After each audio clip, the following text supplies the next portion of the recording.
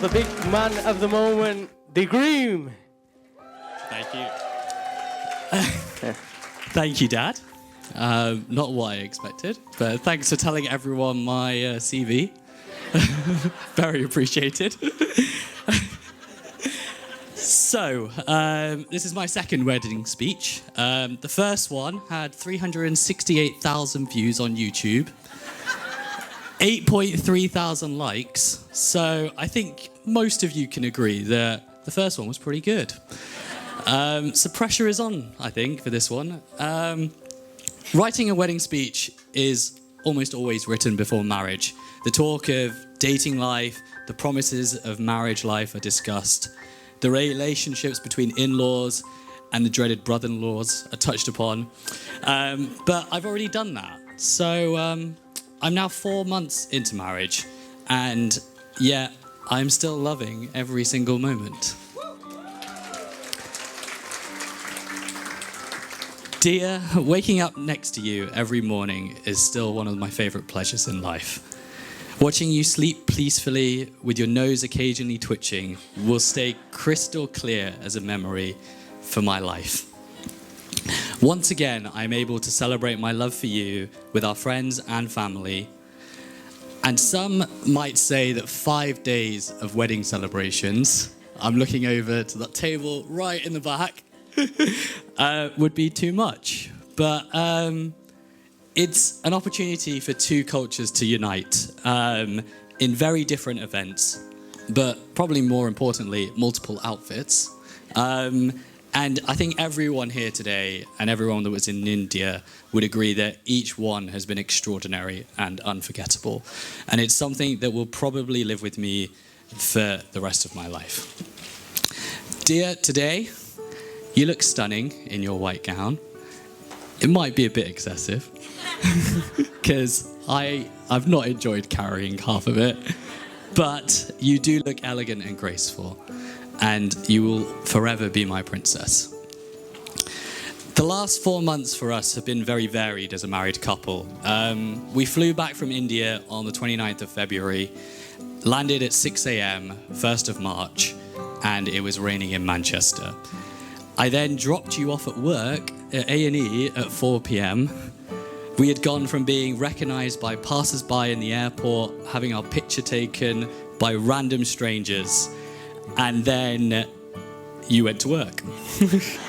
And I will never forget what you texted me around about 6 p.m. that day, where we had a homeless gentleman walk in with AKI stage 2.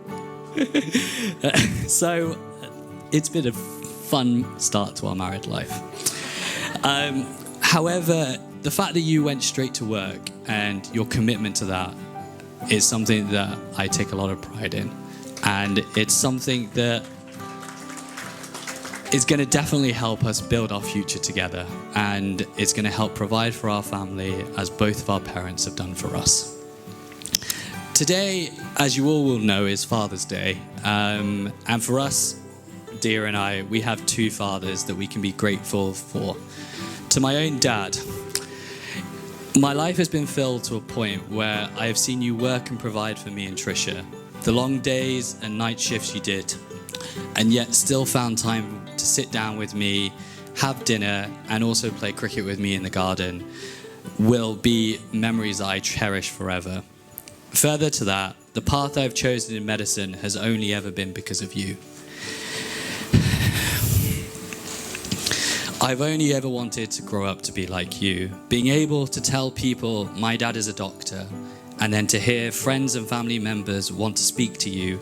Asking for advice or wanting to discuss concerns has always been something that I have taken pride in, and it's made me want to grow very much up like you. My favorite